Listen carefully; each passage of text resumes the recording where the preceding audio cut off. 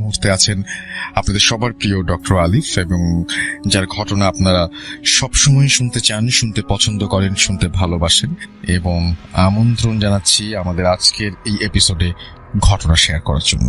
Thank you so much Rasel ভাই। তো আমি যার ঘটনা শেয়ার করবো এটা হচ্ছে 1995 সালের ঘটনা, এবং যার ঘটনা তার নাম হচ্ছে কামরুল ইসলাম আর কি। তিনি গভর্নমেন্টের একটা সরকারি গভর্নমেন্টের একটা জব করতেন আর কি, সরকারি কোনো দপ্তরে জব করতো। তো তিনি ঢাকায় থাকতো একটা মেসে, এবং ওনার পরিবার থাকতো গ্রামের বাড়িতে। পরবর্তী সময় ওনার পরিবারকে তিনি ঢাকায় নিয়ে আসে, তার কারণ তার 3 ছেলে 1 মেয়ে, এবং ছেলে মেয়েদের উচ্চ শিক্ষা এবং পড়াশোনার জন্য তাদেরকে ঢাকায় নিয়ে আসা হয় ভালো স্কুলিং এর জন্য। তো তাদেরকে ঢাকায় একটা স্কুলে ভর্তি করা হয়, এবং তিনি হচ্ছে গ্রামের কিছু জমি জমা বিক্রি করে ঢাকায় কিছু সময় নিয়ে একটা জায়গা কেনেন, এবং এটা একটা পেরিফেরিতে, ঢাকার ভেতরে না, এটা ঢাকার পেরিফেরিতে জায়গাটা কেনেন, এবং জায়গাটা একটু নিচু এরিয়াতে। তো সামান্য বৃষ্টিতে পানি জমে যেত। তো তিনি বাড়ির চারিপাশে বাউন্ডারি দিয়ে একতলা একটা বাড়ি তোলেন। তো প্রায় তার জায়গাটা হচ্ছে প্রায় 4.5-5 কাঠা। তো তিনি ওর মধ্যে বাড়ি তোলেন ভেতরে, এবং বাসার সামনে কিছু জায়গা রাখেন, সবজি লাগান আর কি, গাছ টাছ কিছু লাগিয়ে রাখেন। তো পরবর্তী সময় ওই বাসাতেই তিনি উঠেন। ওখানে 1 বছর থাকার পর তার ফুল ফ্যামিলিকে ঢাকায় নিয়ে আসেন। তো ওই এলাকায় স্কুলে তার ছেলে মেয়েদের ভর্তি করিয়ে দেন, এবং ওই এলাকার একটা আছে যে ওই এলাকাতে প্রায় সময় দেখা যেত যে মার্ডার হতো, এবং এলাকার আশেপাশে ওনার এরিয়ার আশেপাশে কোনো মহামারী দোকানপাট ছিল না। তো বসতিও ছিল অনেক দূরে দূরে ঘর, ওগুলো টিনের বাড়ি, এগুলো এরকম বিল্ডিং না, একতলা এরকম পাকা বাড়ি না, দেখা যায় টিনের বাড়ি, চারিপাশে পাকা, উপরে টিন, এরকম অনেকগুলো বাড়ি আছে, তাও অনেক দূরে দূরে। তো পাশাপাশি না, এখন যেমন ঘনবসতি যেমন পাশাপাশি ছিল না। তো রাস্তাটা কাঁচা রাস্তা, এরকম ইট সুরকি দিয়ে আছে কিছু এলাকা, কিছু জায়গায় কাঁচা, পাকা রাস্তা বলতে নাই। তো মেইন রোড অনেক বাইরে, তো এটা হাইওয়ের সাথেই, তো হাইওয়েটা একটু দূরে তার বাসা থেকে। তো বাজার আছে একটু দূরে বাজার, তো সেই বাজারে যেতে গেলে সাইকেল নিয়ে যেতে হইতো। তো সেই গ্রামের বাড়িতে তার একটা সাইকেল ছিল তার ছেলের, তো সেই সাইকেলটা ঢাকায় একবার পরে নিয়ে আসা হয়। তো তাদের এলাকায় যেটা বলছিলাম, যে এলাকায় বেশ মার্ডার হইতো, এবং মার্ডার গুলা হলে দেখা যেত যে মোস্টলি মার্ডার গুলা ধান খেতের পাশে পড়ে আছে। তো তার ছেলেমেয়েরা স্কুলে যাওয়ার সময় ওই লাশ দেখতে পড়ে আছে, বা পুলিশ এসে লাশ দেখা যাচ্ছে যে শনাক্ত করা ট্রাই করছে, অথবা লাশগুলো দেখা যেত মোস্টলি ওই হোগলা দিয়ে পেঁচানো। তো তারা এরকম কাছে যে কখনো দেখে না, এবং কড়া ইনস্ট্রাকশন ছিল কামরুল সাহেবের বাচ্চাদেরকে যে তোমরা স্কুলে যাওয়ার সময় যদি লাশ পড়ে থাকতে দেখো, তোমরা কেউ যাবা না, পুলিশের কাছে যাবা না। তো তাদের ভয়ও লাগতো ওই জায়গায় থাকতে। কিন্তু তার ছেলেগুলা 3 ছেলে, তো বড় ছেলেটা নাইম, ওনার নাম হচ্ছে নাইম, তো ক্লাস 10-এ পড়তো, দুরন্ত সাহসী এরা। তো ঘটনার দিন প্রচন্ড বৃষ্টি এবং ঝড় তুফান হচ্ছে, ওইটা হচ্ছে ওইবারের প্রথম বৃষ্টি, এর আগে বৃষ্টি হয় নাই। তো এই গরম শুরু হওয়ার সময় প্রথম কালবৈশাখী ঝড় আর কি, প্রচন্ড বৃষ্টি।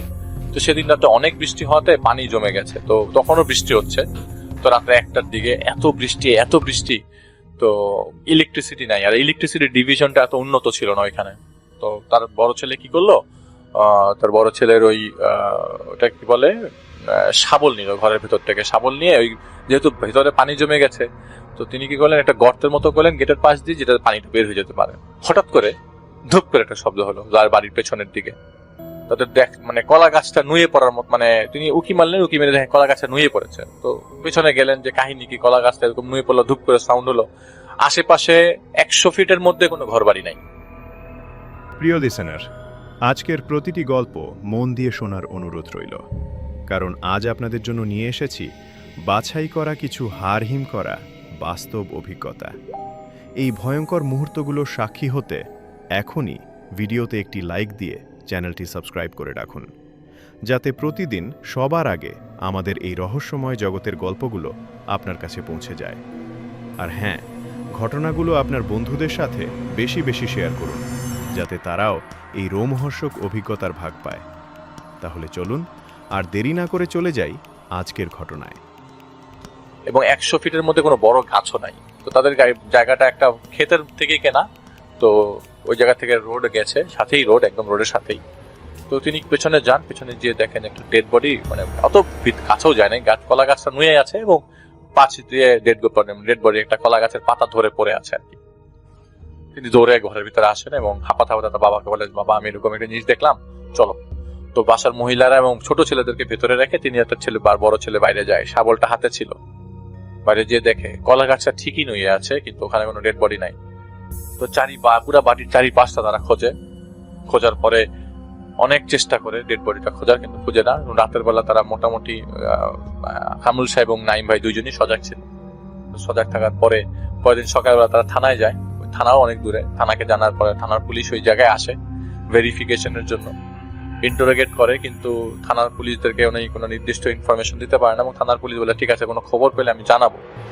তো ডেড বডি যে ওইটা কনফার্ম করতে পারে না যে আছেই। তো পরে আর পুলিশের কোনো হদিশ পাওয়া যায় নাই। তো 10-15 দিন ভালোই ছিল। হঠাৎ করে তার বাসার ছাদের মধ্যে দিন রাত 9টার দিকে সবাই পড়ছে। তো ওই ড্রয়িং রুমে তাদের ওইখানে, ড্রয়িং রুম বলতে হচ্ছে ড্রয়িং রুমে খাট, টেবিল, সোফাও আছে।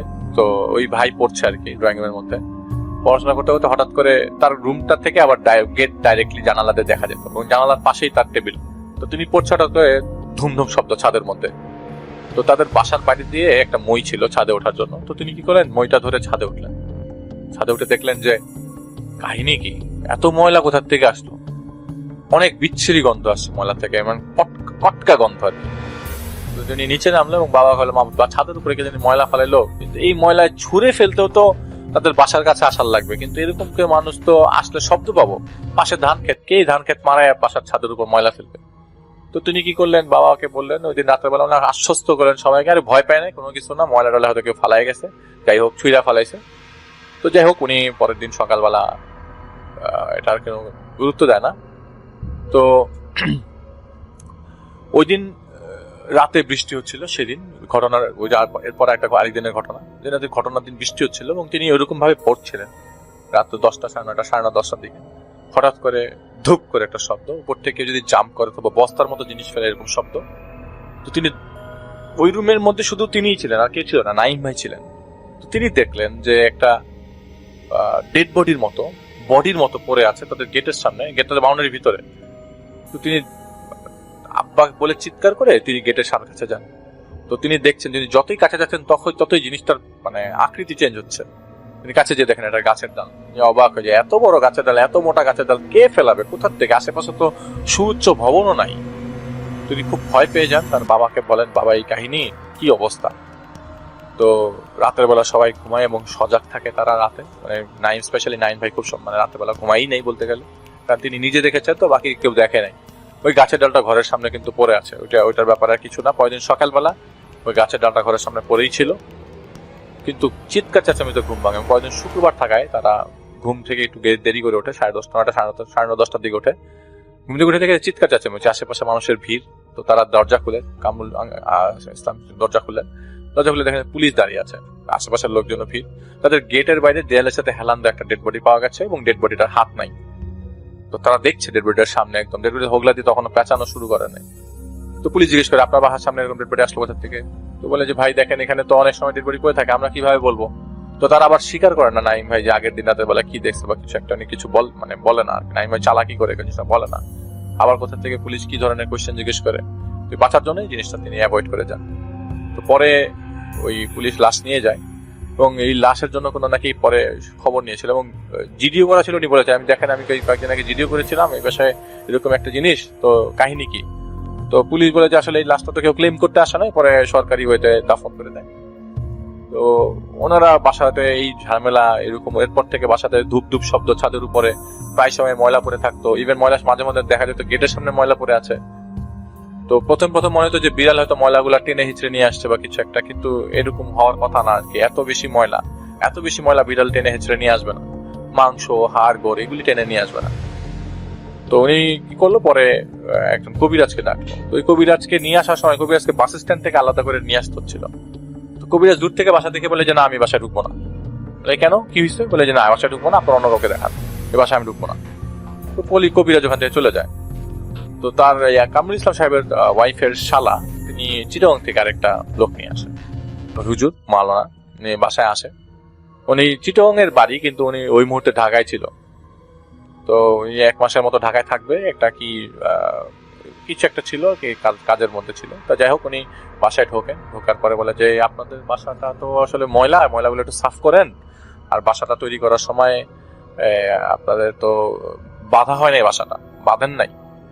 এখন তার নিচে ফাউন্ডেশন, কয়তলা ফাউন্ডেশন দেওয়া? তো আঙ্কেল বলে যে, কামরুল ইসলাম সাহেব বলে যে আমার তো 2তলা ফাউন্ডেশন দেওয়া। বলে আসলে ফাউন্ডেশন দেওয়ার সময় বাঁধানো দরকার ছিল, যাই হোক আমি বাধাই দিব, কিছু টাকার বিনিময়ে টাকার কথা বলে। তো বাড়ির চারিপাশে দেয়ালের চারিপাশ ধরে চার দিয়ে আজান দিয়ে বেঁধে দেয়। তো বেঁধে দেওয়ার পরে থেকে কাহিনী শুরু। বলে যে আসলে দেখেন আপনাদের এখানে কিছু জিনরা ডিস্টার্ব করছে, এলাকার জিন, তো আপনি চাইলে ওদের সাথে আমি কথা বলতে পারি, আমি কালকে আসবো যদি আপনি বলেন। ঠিক আছে, কালকে আসেন। তো পরবর্তী সময় পরের দিন আসেন। আসার পরে তিনি জিনদেরকে ডাকেন ওনার নিজের মধ্যে। তো এর মধ্যে একটা জিন আসে, একটা জিন এসে বলে যে, তো উনি জিজ্ঞেস করেন তোমরা এখানে ওনাদের ডিস্টার্ব করছো কেন, কি সমস্যা, তোমাদেরকে তো ওনারা কোনো ক্ষতি করে নাই, তো কি কাহিনী? বলে যে ওনারা ক্ষতি করছে সবচেয়ে বড়, এখানে আমাদের একটা গাছ ছিল, এই গাছটা ওনারা কেটে বাড়ি করেছে, তা আমরা পছন্দ করি না, এবং স্পেশালি আমাদের সর্দার পছন্দ করে নাই, এটা পছন্দ করে নাই দেখেই এখানে ওনাদেরকে আমরা থাকতে দিতে চাই না। বলে না তোমরা শোনো, দেখো তোমরা আমাকে জানো আমি কিরকম, আমাকে চেনো ভালো করে, সুতরাং আমি চাই না তুমি আমার সাথে এই ঝামেলায় পাল্লায় পড়ো, তোমরা এই বাড়িটা ছাড়ো এবং ওনাদেরকে ডিস্টার্ব করো না। তো এর রিপ্লাই ওরা বলে যে ডিস্টার্ব করবো না, কিন্তু কিছু শর্ত আছে, কিছু জিনিসপত্র করতে হবে। তো উনি বলে যে কি জিনিসপত্র? তো কিছু পুকুরের জল কালেক্ট করতে বলে, পানি কালেক্ট করতে বলে, একটা কবরস্থানে ওই পানি একটা জিনিস পুঁতে রাখতে বলে, এবং বলে যে এই জিনিসগুলো দুইটা আমাদের দিতে হবে। তো তারা চায় হচ্ছে 5টা ইলিশ মাছ এবং হচ্ছে মিষ্টি, 10 কেজি মিষ্টি। তো হুজুর বলে যে ঠিক আছে তোমাদেরকে দিব, কিন্তু তোমরা কিন্তু আশেপাশে থাকবা না, দেখো পাশে একটা করই গাছ আছে, ওইখানে চলে যাও, ওই করই গাছে থাকা শুরু করো, এখানে আইসো না। তো ওরা বলে যে ঠিক আছে আমরা চলে যাব, তোমরা আগে এই জিনিসটা আমাদের ছাদে, মানে বাসার ছাদে রেখে যাবা, আমরা নেওয়ার পরে তোমরা বুঝে যাবা। তো হুজুর চলে যায়, জিনিস করে কিছু সিস্টেম, কিছু প্রসিজার ফলো করায় দিয়ে ওনাদেরকে পানি টানি দিয়ে বলে যেগুলি ছিটাবেন সন্ধ্যার দিকে, আর 5টা ইলিশ মাছ নিয়ে আসার পরে আমাকে বলবেন, আমি করে দিব, এটা ছাদের উপর রাখবেন, এটা ওরা নিয়ে যাবে। তো 5টা ইলিশ মাছ আর 10 কেজি মিষ্টি ছাদের উপর রাখে। তো ওই যে নাইম ভাই বলছিলাম, উনি বেশ সাহসী। তো উনি কি করলো যে আসলে এই জিনিসটা উনি আবার বিশ্বাস করছিল না যে হুজুর কি বলতেছে। তো উনি সারা রাত সজাগ থাকবে এবং শব্দ পেলে বুঝবে ছাদের উপরে কেউ আছে, এবং উনি মোটামুটি বাউন্ডারির গেটের পাশে দিয়ে হাঁটতো এবং ঘরের ভিতরে ঢুকে কিছুক্ষণ বসতো, আবার গেটের বাইরে দেখতো ছাদের উপরে কেউ আসছে কিনা বা কিছু একটা। তো তিনি রাত 3টা পর্যন্ত যতবার উকি মেরেছে দেখেছে টর্চ লাইট দিয়ে ছাদের উপরে ওই ইলিশ মাছগুলা এবং মিষ্টিগুলা পড়েছিল, কেউ ধরে নাই। তো উনি রুমে যায় এবং একটা সময় বাসার টেবিলের মধ্যেই বসেছিল, কিছুক্ষণ পরে উনি ভোরবেলা দিয়ে ঘুমিয়ে যায়। তো সকালবেলা উঠে ছাদের উপর যায়, এবং ছাদের উপর যায় না এটা তো উনি শিওর, ভোরবেলায় 5টা 5:30 থেকে তার ঘুম ভাঙে, আবার অ্যালার্ম দিয়ে রাখে। তো ঘুম ভাঙার পর ছাদের উপরে যায়, ছাদের উপরে যে দেখে আসলেই তো ওই ছাদের উপরে ইলিশ মাছের একটা 5টা ইলিশ মাছের মাথা পড়ে আছে, ইলিশ মাছের আঁশগুলা পড়ে আছে, মিষ্টির প্যাকেটগুলা পড়ে আছে, একটা মিষ্টিও নাই। তো উনি ওই জিনিসগুলা ধরে না। তো ওই হুজুর পরের দিন আসে এবং 3 দিন আসে ওনাদের বাসায় পরপর। তো পরের দিন আসার পর বলে যে এরকম ছাদের উপরে আসার আমি আপনাদের বলতে ভুলে গেছি, ওরা যদি কোনো কিছু অবশিষ্ট রেখে যায় সেগুলো আপনারা ধরবেন না। তো হুজুর এইসব প্যাকেটগুলা এবং ইলিশ মাছের মাথাগুলা ওই করই গাছের নিচে যে এগুলি পুড়িয়ে দেয়, একটা পোটলার মধ্যে নিয়ে এটা পুড়ায় দেয়। এলাকার লোকজনও তাকাই ছিল হুজুর কি করে, তো উনি কাউকে কিছু বলে না।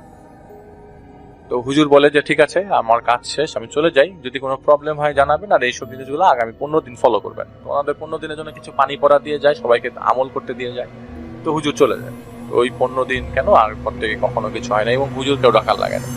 তো এই হুজুরটা প্রায় সময় তাদের বাসায় আসতো দেখা সাক্ষাৎ করার জন্য, তাদের পছন্দ হয়েছিল যে হুজুরটা প্রায় আসতো, হুজুরকে খাওয়া দাওয়া করাতো ওনারা। তো প্রায় 10 বছর যাবত উনি আসতো আর কি। পরে এই ভাই হচ্ছে ওমানে চলে আসার পর আর দেখা সাক্ষাৎ হয় নাই হুজুরের সাথে। তো তাদের এলাকাটাতে এখন অনেক ঘনবসতি। বলে যে তিনি বললেন যে ওই করই গাছ দিয়ে প্রায় সময় বাজারে যাওয়ার সময় ওই করই গাছটা পড়তো, ওই করই গাছের নিচ দিয়ে যাওয়ার সময় খুবই ভয় লাগতো যে আবার কি ধরে বসে না বসে। কিন্তু কখনো পরে ওই জিনগুলা ডিস্টার্ব করে নাই, তাদেরকে ক্ষতি করে নাই, কিন্তু অত ঝামেলা করে নাই আর কি। তো উনি এটা পাঠিয়েছিলেন, এটা ছিল ওনার ঘটনা। Thank you so much. সবাইকে স্বাগত জানাচ্ছি ফুল এফএমে আজকে, এবং যারা যেখানে আছেন আশা করছি যে আজকে যে স্টোরিগুলো আছে আমাদের কাছে সেগুলো শুনে আনন্দ পাবেন, ভালো লাগবে এবং এনজয় করবেন অনেক বেশি। আজকে আপনাদের জন্য আমি একটা কাহিনী শেয়ার করব, সেটা হচ্ছে আমার নিজস্ব একটা অভিজ্ঞতা, যেটা আমার শৈশবে ঘটে যাওয়া। তো আমি চলে যাচ্ছি আমার ঘটনায়।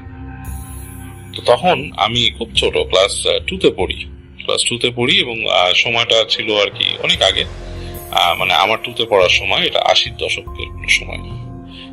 তো ওই সময় আমি এক সময় আসলে আমার নানা বাড়িতে বেড়াতে যাই।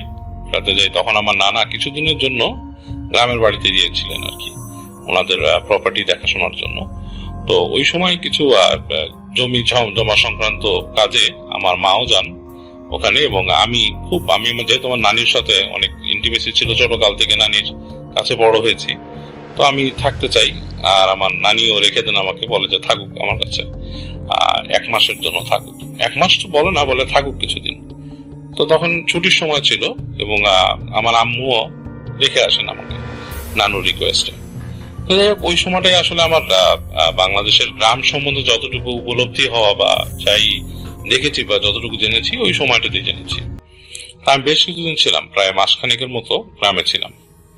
তো অনেক কিছু দেখেছি, শুনেছি। গ্রামের যে পরিবেশ বা গ্রামের যে মানে আর কি যে একটা ঘ্রাণ বা যে একটা গ্রামের যে একটা ফ্লেভার, সেটাও আমি ওই সময় অ্যাডপ্ট করেছি।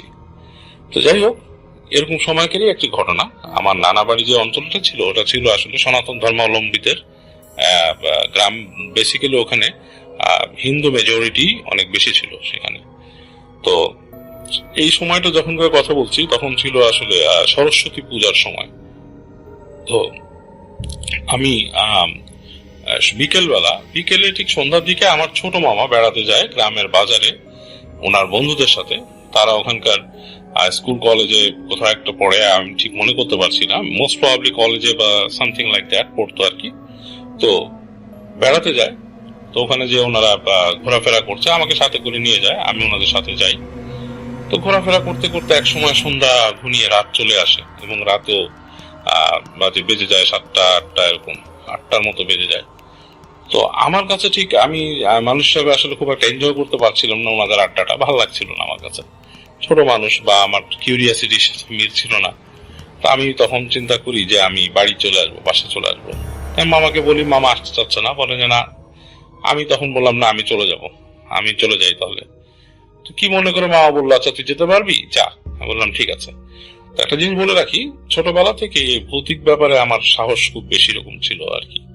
আমি এসব জিনিস খুব একটা ভয় পেতাম না, খুব কিউরিয়াস ছিলাম, কারণ ছোটকাল থেকে অনেক কিছু আমি দেখেছি। খুব ছোট থাকতে থেকে আজব জিনিস যেগুলো আসলে আমি মানে করতে পারতাম না যেগুলো কি, বাট আমি কিন্তু এটা নিয়ে খুব একটা ভয় পেতাম না একদম ছোট থাকতে, এবং খুব কিউরিয়াস ছিলাম এসব ব্যাপারে।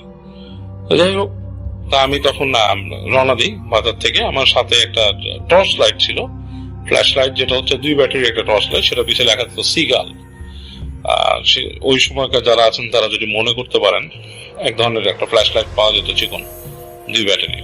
এরকম একটা ফ্ল্যাশ লাইট আমার সাথে ছিল, সেটা নিয়ে আমি রওনা দিই বাজার থেকে। তো বলে রাখি যে আমার যে নানার গ্রাম ছিল, যেখানে আমার নানার যে আগের আদি বাড়ি যেখানে ছিল, সেখান থেকে ওনারা এখানে আমার নানা জাস্ট একটা গ্রামের বাড়ি রাখার জন্য এখানে উনি ঘর বাড়ি তৈরি করেন, কারণ ওনাদের আদি বাড়িটা নদীতে ভেঙে গিয়েছিল। তো যাই হোক, তো অঞ্চলটাতে বিদ্যুৎ ছিল না। এখন আছে কিনা আমি জানি না, এখন হয়তো থাকতে পারে, বাট ওই সময় বিদ্যুৎ ছিল না তখন, কারণ ওখানে একটা নদী ছিল এবং নদীর জন্য বিদ্যুৎ আনতে পারতো না। যাই হোক, পুরো রাস্তাটা অন্ধকার। আমি সেই ফ্ল্যাশ লাইট মেরে হেঁটে হেঁটে আসছি, এবং বাজারের অঞ্চলটা এক সময় পার হয়ে গেলাম, তখন আলো আস্তে আস্তে মিলিয়ে গেল, খুব একটা দোকান পাটোয়ার নাই। এবার হচ্ছে সোজা রাস্তা, এবং রাস্তার 2 পাশে ঘুরঘুরটি অন্ধকার, গাছ, বড় বড় গাছ। হেঁটে যাচ্ছি চিকন রাস্তা, এবং যেতে যেতে যখন নাকি কিছু কোনো একটা জায়গায় এসে আপনার গাছ কমে যায়, গাছের পাতা কমে যায়, একটা মাঠের মতো। আকাশ থেকে তখন ফিকে হয়ে আলো দেখা যায়, তখন একটা ক্ষয়িষ্ণু চাঁদের আলো রাস্তায় পড়ে। তো এরকম একটা পরিবেশ আমি হেঁটে আসছি, বেশ লাগছে আমার কাছে, এবং ওই চাঁদের হালকা আলোতেই কিন্তু রাস্তা দেখা যাচ্ছে। তো এরকম হেঁটে আসতে আসতে, এবং মাঝে মাঝে ফ্ল্যাশ লাইট মারছে, দূরে দেখা যাচ্ছে বালি ফেলানো রাস্তার উপরে, প্রধান চিকচিক করছে যেখানে আলোটা পড়ছে। তো এরকম করে আসছে সামনে দেখলাম যে রাস্তাটা আবার কেমন যেন একটা প্যাসেজের মতো হয়ে গেছে, কেন বাম পাশে আবার সেই গাছপালা ঝোপঝাড়, এবং ডান দিকে বিশাল বাঁশঝাড়, এবং অনেক দূর পর্যন্ত বাঁশঝাড়। এবং মনে হচ্ছে যে একটা গাছের দরজা বা গাছের একটা, আপনারা যেমন ট্রেন যখন দেখবেন যে কোনো ইসে ঢোকে, টানেলে ঢোকে, সেরকম মনে হচ্ছে একটা গাছের টানেল, এর মধ্যে আমি ঢুকছি, অন্ধকার একটা টানেলে ঢুকছি। কারণ ডান দিকে হচ্ছে ঘন গাছপালা, এবং সেই গাছপালা হয়তো কোনো বাগান বাড়ির গাছপালা, ওই পাশে কোনো বাড়ি ঘর আছে, আর ডান পাশে তো বিশাল বাঁশঝাড়। এবং সবচেয়ে মজার ব্যাপার হচ্ছে ওটা কাছাকাছি যাওয়ার সাথে সাথে দেখলাম যে বাঁশঝাড়ের মধ্যে অসংখ্য জোনাকি পোকা চলছে, এবং জোনাকি পোকাগুলো বেশ কনস্টেলেশনের মতো, মানে চলছে, নিচ্ছে, শেপ চেঞ্জ করছে। মানে আপনার কাছে মনে হবে যে পুরো নক্ষত্র বাঁশবাগানে নেমে আসছে, এরকম একটা জিনিস। এবং আমি বেশ বিমোহিত হয়ে যাই জিনিসটা দেখে। এবং আমি কোন সময় যে আসলে রাস্তা থেকে নেমে ওই বাঁশঝাড়ে ঢুকে গেছি এই জোনাকি দেখতে দেখতে আমার নিজেরই খেয়াল নেই।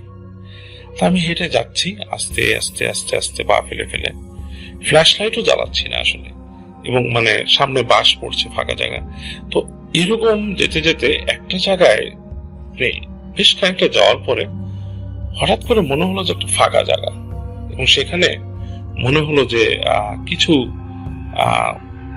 মানে অবয়ব বসা আর কি, সেগুলো মানুষ নাকি কোনো প্রাণী, এরকম কিছু বসা, এবং মনে হলো যে তারা বসে আছে ওখানে। আমি স্পষ্ট বুঝতে পারতেছি যে ওখানে কিছু বসে আছে এরকম একটা অবস্থায়, এবং আমার মনে হলো যে আমার যে উপস্থিতি সেটা ওখানে টের পেয়ে গেছে ওরা। মানে মনে হচ্ছে যে কেউ আমার দিকে ফিরে তাকাইছে, ওই ইগুলা যেই অবয়বগুলো ছিল তারা আমার দিকে ফিরে তাকিয়েছে, এরকম কিছু একটা। তো আমি একটু হতবিহ্বল হয়ে পড়ি, হাত থেকে যে ফ্ল্যাশ লাইট মারবো সেরকম না, আমি ছোট মানুষ, বাচ্চা মানুষ, আমার চিন্তা ভাবনাও আসলে একটু অন্যরকম ছিল। তখন একটা ভীতি আমার কাজ করা শুরু করে ভেতরে। তো এরকম একটা সময় আমি মনে হয় দূরে রাস্তায় মানুষের শব্দ শুনতে পাই, পায়ের শব্দ, মানে কেউ হেঁটে যাচ্ছে বা কয়েকজন হেঁটে যাচ্ছে। আমি কোনো একটা কথা হঠাৎ মানে ভয়টা এমন পর্যায়ে পেয়ে বসে যে আমি দৌড় দিই ওখান থেকে ছেড়ে, এবং দৌড় দিয়ে আমি মেন রাস্তায় আবার বেরিয়ে আসি। এবং যখন বেরিয়ে আসি তখন থেকে আসলেই কয়েকটা মানুষ হেঁটে যাচ্ছে বাজার থেকে হয়তো তাদের বাড়ির দিকে। তা আমি তাদেরকে ফলো করা শুরু করি এবং হাঁটতে থাকি তাদের পিছু পিছু। তারাও খেয়াল করে এক সময় আমাকে, তারা খেয়াল করে আর কিছু মনে করে না, কিছু বলেও না, আমি ফলো করে যেতে থাকি। তো আমার কেন জানি মনে হচ্ছিল যে আমার পিছে পিছে কেউ ফলো করে আসছে, এবং আমিও ওনাদের সাথে একটা ডিস্টেন্স থেকে ফলো করি, এবং আমারও মনে হতে থাকে আমার পিছনে কেউ ফলো করে আসছে। এবং একটা পর্যায়ে আমি আমার নানার বাসা পেয়ে যাই হাতের বাম দিকে, আমি সেখানে নেমে যাই। বাসাটা ছিল একটু নিচু রাস্তার থেকে, নেমে যাই এবং বাসায় ঢুকি, এবং আমার নানি আমাকে দেখবো অবাক হন, বকাঝকা করেন, এত রাতের বেলা একা একা বের হয়েছে কেন। আমার নানা আমাকে ভয় দেখান যে রাস্তার মধ্যে শিয়াল থাকে, ছোট বাচ্চা দেখলে ধরে নিয়ে যায়। তা আমি তাদের কাছে আসলে ব্যাপারটা গোপনই রাখি যে আমি বাঁশঝাড়ে ঢুকেছিলাম। তো আমার নানা এরকম অনেক গল্প আমাকে পরে শোনায় যে বাঁশঝাড়ের মধ্যে বাগডাস থাকে, যেগুলো বাগডাস নাকি বাচ্চা নিয়ে যায় ধরে, শিয়ালরাও নাকি একটা গ্রুপে থাকে, বাচ্চা কাচ্চা পেলে ধরে নিয়ে যায়। কিন্তু আমার কাছে এখনো এটা একটা অস্পষ্ট মানে জিনিস যে ওখানে আসলে কি বসেছিল বাঁশঝাড়ের মধ্যে, ওগুলোকে আসলেই কোনো প্রাণী বা মানুষ বা কিছু। তো একটা প্রশ্ন হচ্ছে, যদি প্রাণী হবে তাহলে ওরা যখন ফিরে তাকাবে তখন তাদের চোখগুলো ইলুমিনেট করবে, জ্বলবে। সেখানে কিন্তু আমি চোখ জ্বলার কিছু দেখিনি। যাই হোক, এটাই ছিল আমার একটা ঘটনা, কারণ আমি এটা আপনাদের সাথে শেয়ার করলাম। থ্যাংক ইউ সো মাচ আপনার ঘটনার জন্য, আপনাকে অনেক ধন্যবাদ। এবং আমি এখন যেটা করব সেটা হচ্ছে চলে যাব সরাসরি আমাদের পরবর্তী যে অতিথি আছেন তার কাছে। ধন্যবাদ রাসেল ভাই। আমি সৈয়দ আমিন আল আনাস, এসছি মিরপুর 1 থেকে। একটা দ্বিতীয়বার আমার আসা আপনার এখানে। তো আমি সরাসরি ঘটনায় চলে যাচ্ছি। এটা হচ্ছে 2007 সালের ঘটনা। আমি তখন আমার ইউনিভার্সিটি লাইফ শেষ করে প্রথম চাকরিতে জয়েন করি। তো চাকরির সুবাদে আমাকে যেতে হয় বরিশালের উজিরপুরে সাতলা বলে একটা গ্রাম আছে, ওখানে আমার অফিসের প্রজেক্টের প্রায় 238 বিঘা কিছু জায়গা ছিল। ওইসব জায়গাতে কিছু প্রজেক্ট ছিল ফার্মিং, তো ওই প্রজেক্টে আমি যাই।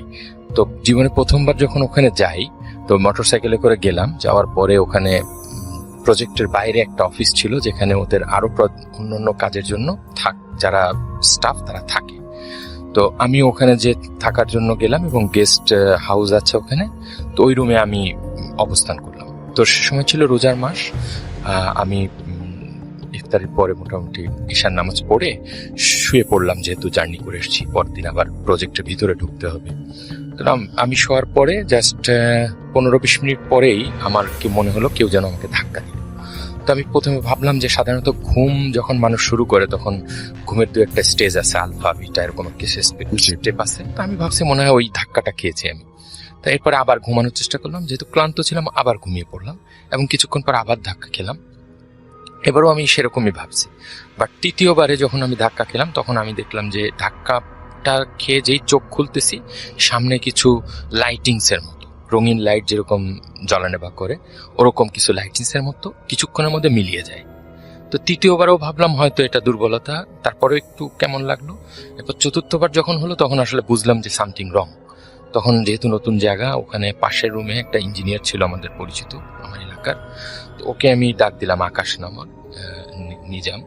তো নিজামকে ডাকলাম যে ভাই তুমি আসো তো আমার সাথে, আমি আসলে এখানে কমফোর্ট ফিল করতেছি না, এরকম একটা ঘটনা ঘটছে কয়েকবার, আমার 4 বার আমাকে ঘুম থেকে ভাঙিয়ে দিয়েছে। তো তখন বললো যে ঠিক আছে ভাই আমি আপনার সাথে থাকবো। তো আমার সাথে একই খাটে চলে আসলো এবং কিছুক্ষণের মধ্যে ওর সাথেও একই ঘটনা ঘটা শুরু হলো।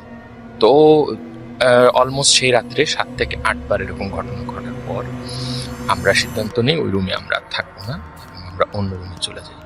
পরে সে রাতটা আমরা না ঘুমিয়ে কাটাই এবং পরের দিন অ্যাজ ইউজুয়াল আমার কাজ শুরু হয়।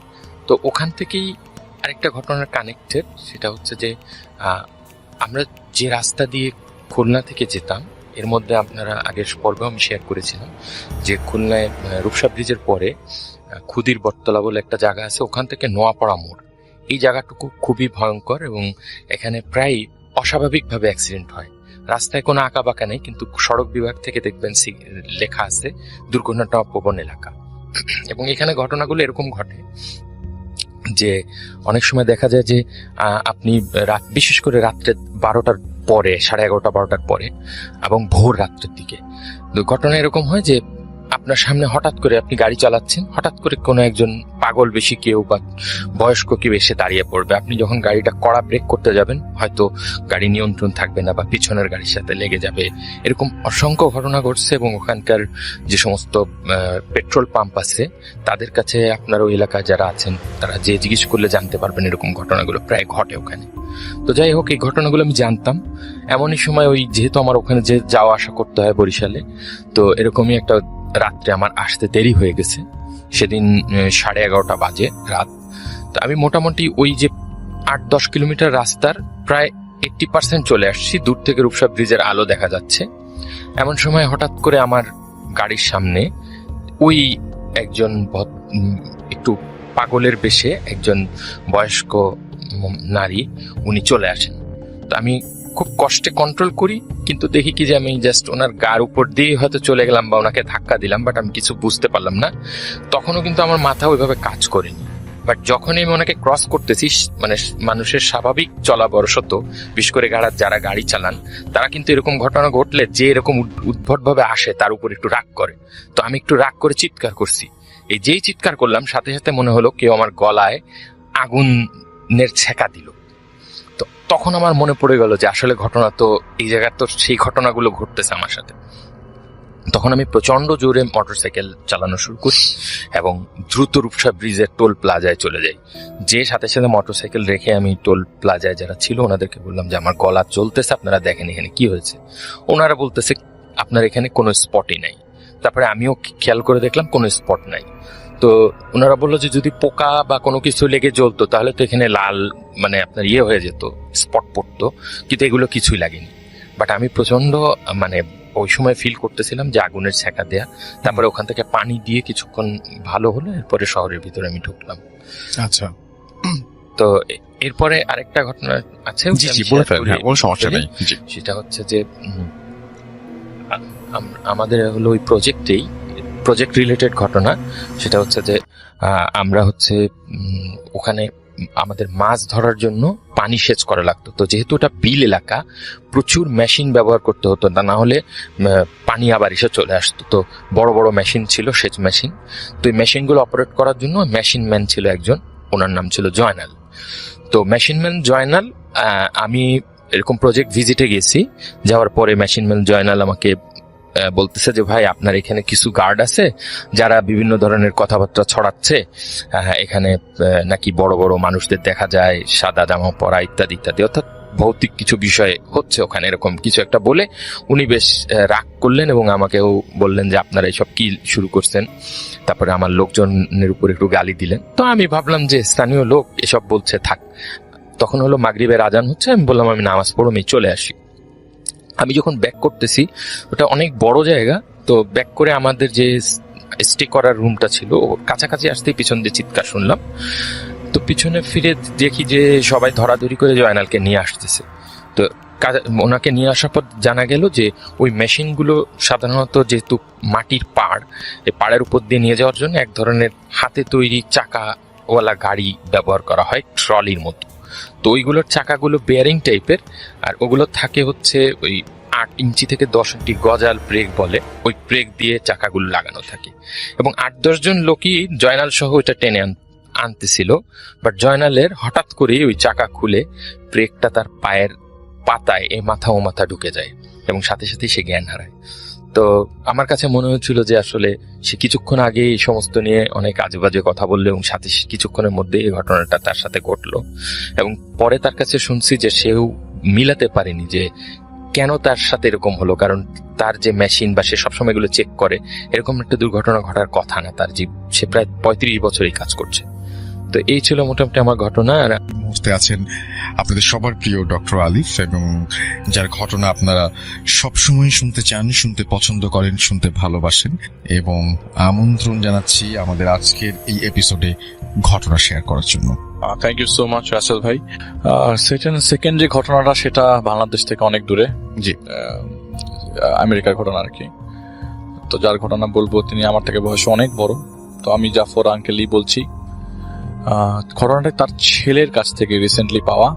তার ছেলের সাথে দেখা করতে আমি যে কোথায় গিয়েছিলাম রাসেল ভাই, I have no freaking idea. ঢাকাতেই দেখা করতে গিয়েছিলাম, আমি জানি না কোন জায়গায়। আচ্ছা, তো উত্তরা আশকোনা থেকে বহু ভেতরে, আমি জানি না এটা কোন জায়গাটা। যাই হোক, আমি সামহাও তার সাথে দেখা করি এবং তার কাছ থেকে ঘটনাটা কালেক্ট করি। ওই মুহূর্তে তিনি ওই জায়গায় ছিলেন। তো খুব রিসেন্টলি সে গতকালকেই মনে হয় উনি চলে গেছেন বাংলাদেশের বাইরে। তো তার ফুল ফ্যামিলি নিয়ে তখন তিনি শিফট করেছে, এটা হচ্ছে 1982 সালে। এবং জাফর আঙ্কেল ছিলেন খুবই মেধাবী। তো মানে আমেরিকাতে আপনার স্কলারশিপ নিয়ে পরে ওই জায়গায় চলে যান, পরে এখানে সিটিজেনশিপ পেয়ে যান আর কি।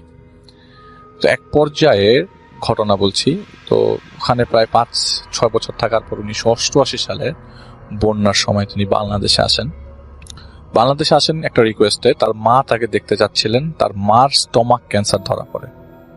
তো দেখতে চাওয়ার কারণে তিনি বাংলাদেশে আসেন। বাংলাদেশে আসার ঠিক 3 দিনের মাথায় তার মা মারা যায় হাসপাতালে, আলরাজি হাসপাতাল, ফার্মগেট। সেখানে তার মা মারা যায়। মারা যাওয়ার পরে তো তার মার কথাই বলছি, তার বাবার কোনো কথা বলছি না। তার কারণ কিছু জিনিস সেখানে আমাকে মেনশন করা দরকার। তার বাবার একটু সমস্যা ছিল, যার কারণে তার বাবাকে সবসময় ঘর বন্দি করে রাখা হতো। তো এখন সেসব কথা বলছি। ঘর বন্দি করে রাখার কারণ হচ্ছে তার বাবার সাইকিক একটা কন্ডিশন ছিল, যে তিনি নিজের শরীরের মাংস নিজেই কামড়াতেন, নিজের মাংস নিজেই ছিঁড়ে ফেলতেন। তো এইটা তার ওই মুহূর্ত থেকে প্রায় 3-4 বছর ধরে ঘটনা ঘটছিল হঠাৎ করে। এবং একদিন তাদের বাসায় তাদের গ্রামের এক আত্মীয় আসে, সেই আত্মীয়র হাতের মধ্যে তিনি কামড় দিয়ে বসে ফেলেন। তো যাই হোক, এইসব ঘটনাতে ওই মুহূর্তে পাগলাগারোতে দেওয়া বা ট্রিটমেন্টের জন্য নেওয়াটাও এক প্রকার মানে সমাজের মধ্যে মুখ দেখানোর মতো অবস্থা ছিল না। তো যাই হোক, বাবাকে তারা এক কথায় ঘরের মধ্যেই বন্দি করে রাখা হতো আর কি। তো তার মা যেদিন মারা যায় সেদিনও জানালা দিয়ে মুখ বের করে তিনি বলছিলেন যে আমাকে একটু বেরোতে দে, তোর মার হাতের থেকে একটু মাংস কামড়ে খাবো। তো এগুলি শুনতে কিরকম লাগে না? এসব কাণ্ড কারখানার জন্যই তাকে সবসময় ঘরবন্দি করে রাখা হতো। একদিন একটা বিড়াল তাদের বাসায় আসে, ওই বিড়ালটা ধরে তিনি বিড়ালের পা ছিঁড়ে ফেলে কামড়ে। তারপর থেকে মোটামুটি বোঝা হয়ে যায় যে এই বাসায়তে তাকে যেভাবেই রাখা হোক, তাকে মানে আলাদা করে খোলা রাখা যাবে না। তো খাওয়া দাওয়া সবই জানালা দিয়ে দেওয়া হতো। এবং তিনি ব্যবস্থা করে রেখেছিলেন যে ওই বাসায় একটা ছেলে দিয়ে তার বাবা যেন দেখভাল করতে পারে। ওই ছেলেটাকে কিন্তু তার বাবা কখনো কিছু করেন নাই, ইভেন তাকেও তখনও তার বাবা কিছু করেন নাই। তো মা মারা যাওয়ার পর, মাকে কবরস্থ করার পরে তিনি আমেরিকায় ফেরত যান। রেগুলার খোঁজ খবর নিতেন এক পর্যায়ে চিন্তা করলেন যে এইখানকার ট্রিটমেন্ট তো খুব ভালো, বাবাকে কি এখানে নিয়ে এসে চিকিৎসা করা যায় কিনা। তখন তার ছেলেমেয়েরা সবাই স্কুলে পড়ে, বড় ছেলে এবং তার দুটো মেয়ে, এক ছেলে 2 মেয়ে আর কি, সবাই স্কুলে যায় এবং তার ওয়াইফও চাকরি করে। ওয়াইফের সম্মতিক্রমে তাকে তার বাবাকে আমেরিকায় নিয়ে যাওয়া হয়। সেটা হচ্ছে 1989 সাল। আমেরিকায় নিয়ে যাওয়ার পরে তার কন্ডিশনটা দেখার পরে তার ডাক্তাররা তাকে রিহ্যাবিলিটেশন সেন্টারে পাঠিয়ে দেয়। সেখানে প্রায় 6 মাস থাকার পর অনেকটাই সুস্থ হয়ে বাড়ি ফেরে তার বাবা। তো বাংলাদেশে তো যেহেতু তার মা নাই আর তিনি একমাত্র ছেলে আর সবাই বোনদের কাছে বাবাকে রাখবে না, এই চিন্তা করে রাসেল ভাই আমি যা মানে কথা বলছি, এই কন্ডিশনগুলোতে অনেক সময় দেখা যায় যে পরিবারের বাবারা অনেক সময় টর্চার হয় ছেলে মেয়ে দ্বারা। তিনি কখনোই তার বাবাকে কিছু বলেন নাই, যাই ঘটাচ্ছে যেভাবে করছে, হ্যাঁ ঘর আলাদা করে রাখছে এটা সেফটি পারপাসে, কিন্তু কখনোই কিছু বলে নাই, কাউকে কিছু বলতেও দেয়নি। তো এক পর্যায়ে সুস্থ বাবাকে যখন বাসায় নিয়ে আসে তখন তা আনন্দের আর কমতি নাই।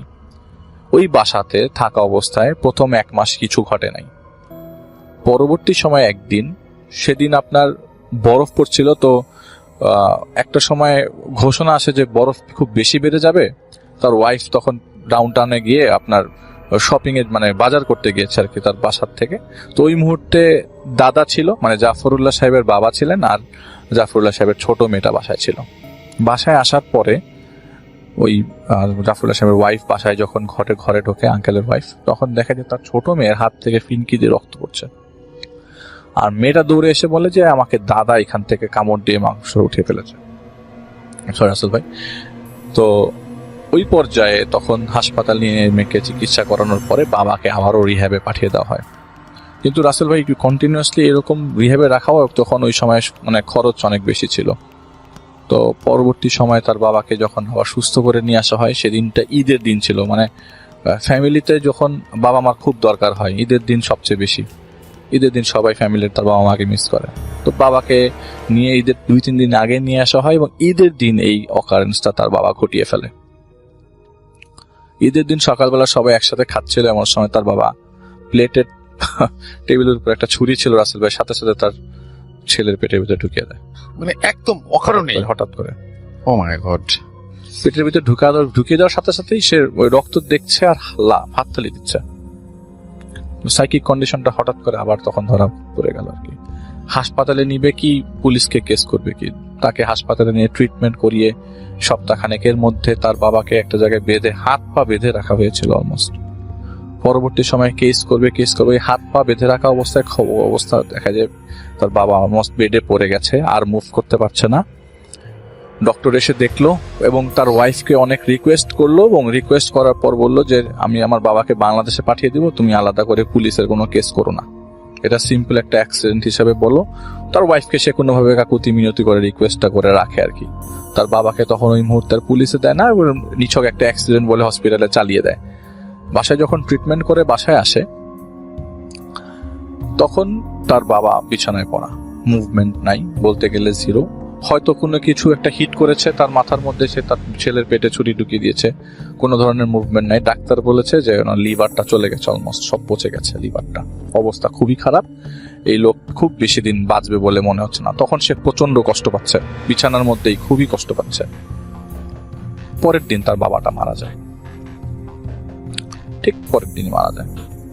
মারা যাওয়ার পরে বাবার ডেড বডি সহ ছেলেটা, মানে জাফর আঙ্কেল যার ঘটনা বলছি, তিনি তার বাবার দেহাবশেষ মানে দেহটা বাংলাদেশে পাঠিয়ে দেয়, লাশ পাঠিয়ে দেয়, এবং সে সাথে আসে না। তো ফ্যামিলির লোকজনরা সবাই খুব কটাক্ষ করতে থাকে যে নিজের বাবা একটা মাত্র ছেলে লাশটা পাঠাই দিল কিভাবে, ওখানে তো টাকা পয়সার কমতি নাই, তাহলে কেন সে বাংলাদেশে আসলো না, বাংলাদেশে এসে লাশটা দাফন করতো। তো যাই হোক, একজনের আন্ডারে পাঠিয়ে দেওয়া হয়, একজন পরিচিত এক আঙ্কেলের দ্বারা পাঠিয়ে দেওয়া হয় বাংলাদেশে।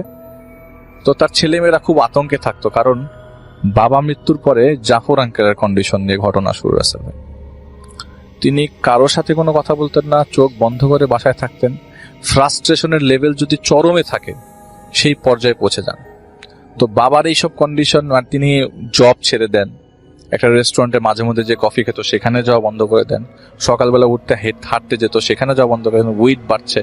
এমন সবাই চিন্তা করে যে বাসায় তো উনি একা থাকে, আর সবাই তো মানে একজন অকেজো হয়ে গেলে সবাই অকেজো হয়ে গেলে হবে না, কারণ তার 3টা ছেলে স্কুলে পড়ে, এই মুহূর্তে তার ছেলে মেয়ে স্কুলে পড়ে। তো ওয়াইফের চাকরি করতে হয়, ওই মশাই বাসায় একজনকে রাখার জন্য টেক্সাস থেকে এক আত্মীয়কে নিয়ে আসা হয়। সেটাই জাফর আঙ্কেলের ভাতিজা, যার কাছ থেকে রাসেল ভাই আমি ঘটনা নিয়েছি। তো সেই আঙ্কেল, সেই ভাইয়াকে তারা বাসায় নিয়ে আসে এবং দেখভালের জন্য। তো কন্ডিশনগুলো এরকম দাঁড়ায় যে সে প্রায় সময় তার কথাবার্তা হচ্ছে ফ্যামিলি মিটিং এ, হঠাৎ করে বলে উঠলো যে ওই দেখো আব্বা বসে আছে। উনি সবসময় বলতে থাকতেন যে আমি আব্বার প্রেজেন্সটা পাচ্ছি। টেবিলে খেতে বসলো সবাই, এই যে আমার আব্বা আমার পাশে বসে আছে, এই বাবাকে একটু এটা ঢেলে দাও। অথবা মানে এরকম করতে করতে একটা সময় মূল আকর্ষণে যেটাতে আসে, রাত্রেবেলা একদিন সে স্বপ্নে দেখে তার বাবা, তিনি মানে বাসার সামনে যে লনটা মানে বসে আছে, তার বাবা মাথার পেছনটা বসে বসে মাথাটা মাংস ছিঁড়ে ছিঁড়ে মাথার স্ক্যাপটাতে কামড়াচ্ছে এবং সে খুব ব্যথা পাচ্ছে। আব্বা ছেড়ে দেন না, আবার ছেড়ে দেন, আমি ব্যথা পাচ্ছি, আব্বা ছেড়ে দেন। তো স্বপ্নটা ভেঙে যায়। তার ওয়াইফকে সে বলে আমি এরকম স্বপ্ন দিচ্ছি। তুমি অনেক বেশি ভেঙে পড়ছো আব্বা নিয়ে, তুমি এগুলো নিয়ে বেশি চিন্তা করো না। তো এইসব কথাবার্তা সে কারো কথাই তেমন একটা গ্রাহ্য করতো না। তিনি সবসময় এরকম মন মর হয়ে বসে থাকতো, আর কিছু হলে হঠাৎ হঠাৎ করে বললো তুই যাব্বা, ওই যাব্বা। তো এরকম কন্ডিশনে তাকে একজন সাইকিয়াট্রিস্ট দেখানো হয় ওইখানে। সেই সাইকিয়াট্রিস্ট তাকে 6 মাসের একটা কোর্স দেয় এবং সাথে হাই ডোজের ওষুধ দেয়, যাতে সে তিনি রাত্রেবেলা ঘুমাতে পারে। এই ওষুধ খাওয়ার পরও তার রাতে কখনো ঘুম ভাঙতো না, মানে ঘুম আসতো না। তেমন দেখা যেত 2টা-3টার দিকে উঠে যাচ্ছে, উঠে আব্বা আব্বা বলে চিৎকার করছে, আব্বা এটা কই, আব্বা আমি এটা কি করলাম, আব্বা তুমি কোথায়। এবং প্রায় সময় সেই স্বপ্নটা দেখতো তার বাবা তার মাথার পিছনের মাংসগুলো কামড়ায় কামড়ায় খাচ্ছে এবং সে খুব ব্যথা পাচ্ছে। এটা স্বপ্ন, নিছকই স্বপ্ন রাসেল ভাই, এটা কিছু না। তো একদিন হঠাৎ করে ওই বাসায় এই যে ভাইয়াটার কথা বললাম তার পরিচিত একজন লোক আছে।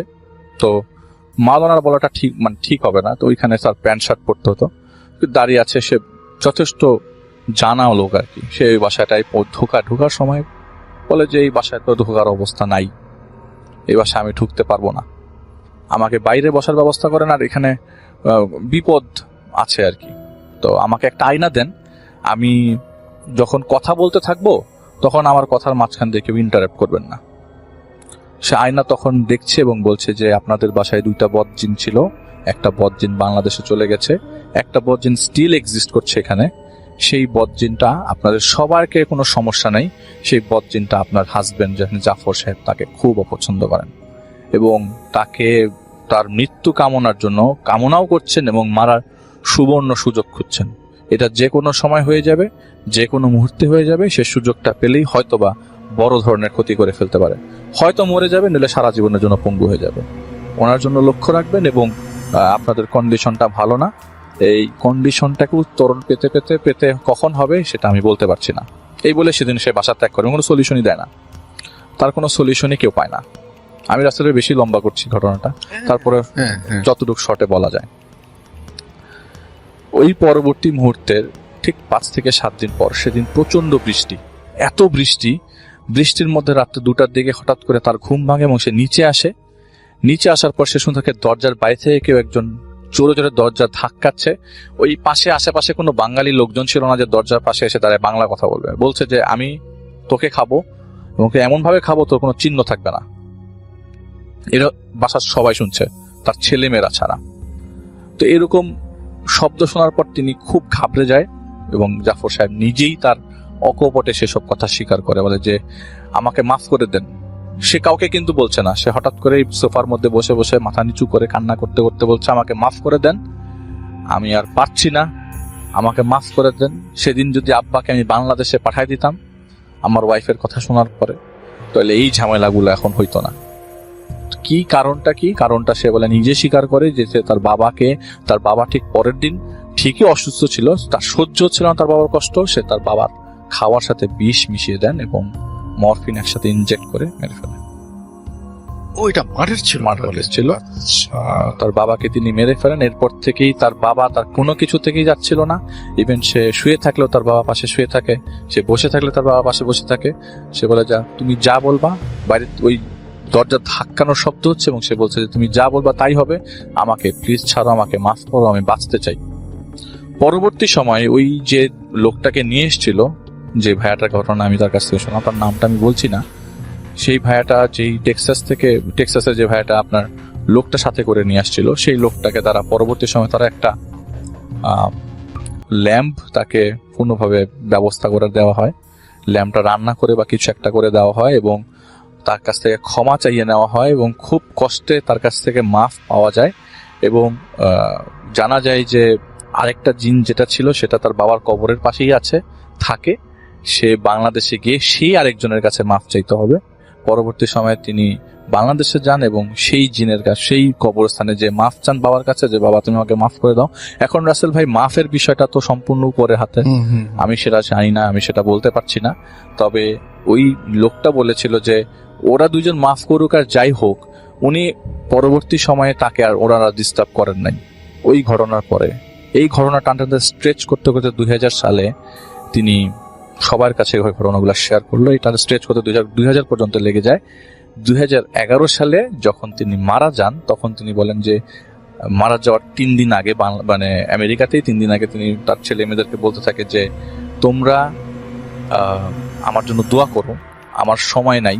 এই কয়েকটা ওয়ার্ডস আমি তাকে আপনাকে বলছি, আমার সময় নাই, আমি খুব অল্প সময়ের মধ্যে চলে যাব, আমি বড় ধরনের একটা পাপ করে যাচ্ছি পৃথিবী থেকে, তোমরা যদি পারো আমার জন্য একটু বেশি বেশি দোয়া করো।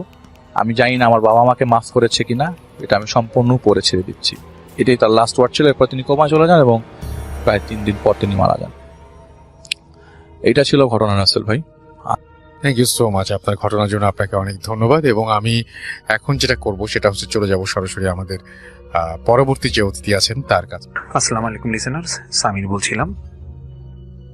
আজকের এপিসোডে এটা আমার একটা ঘটনা, আর এই ঘটনাটা ঘটেছিল কানাডার ম্যানিটোবা সিটিতে। এটা খুব বেশি দিন আগের ঘটনা না, এটা ঘটেছিল আজ থেকে 7 থেকে 8 মাস আগে ম্যানিটোবার কোন একটা এরিয়াতে। তো যার সাথে ঘটেছিল তার আপন ভাই আমাকে এটা বলে। তো শুভ নামে এক ভাই আছে, উনি কানাডা থাকতেন, ওনার সাথে মূলত ঘটনাটা ঘটে। উনি আজ থেকে 1-1.5 বছর আগে যান। তো শুভ ভাই যখন কানাডায় ওই ম্যানিটোবা সিটিতে যান, ওখানে ভার্সিটিতে ওনার এক বাঙালি ফ্রেন্ড, 2জন কানাডিয়ান এবং একজন মালয়েশিয়ান ফ্রেন্ডের সাথে খুব বন্ধুত্ব হয় এবং ওনার একটা ফ্রেন্ড সার্কেল, মানে খুব ভালো সার্কেল হয়ে যায়। এবং ওনারা প্রত্যেকেই পার্ট টাইম জব করতেন। আর ওনাদের উইকেন্ড ছিল প্রতি রোববার। দেখা যেত যে শনিবারের পর ওনারা ফ্রি থাকতো এবং সারা রাত বিভিন্ন জায়গায় ওনারা পার্টি করতো, গাড়ি নিয়ে বের হতো এবং সানডেতে ওনারা স্বাধীন বাসায় থাকতো। তো ওনাদের এক ফ্রেন্ড ছিল কানাডার ওই সার্কেলের মধ্যে, কানাডিয়ান এক ফ্রেন্ড ছিল, ওনার নাম ছিল বার্নার্ড। তো সেই বার্নার্ড একদিন বলছে যে দেখো, আমরা যে এরকম রাতে পার্টি করি শনিবার দিন, তো এটা আমরা না করে আমার এক রিলেটিভ আছে, ওনার একটা এরকম ছোট বাংলোর মতো আছে এই ম্যানিটোবা সিটির টু সাইডে, ওখানে গিয়ে কিন্তু আমরা ইচ্ছা করলে স্যাটারডে নাইটটা কাটাতে পারি, তাহলে আমাদের জন্য খুব ভালোই হয়। আমরা ওখানে একটা নির্দিষ্ট প্লেসে মজ মাস্তি করলাম, কোনো সমস্যা নাই।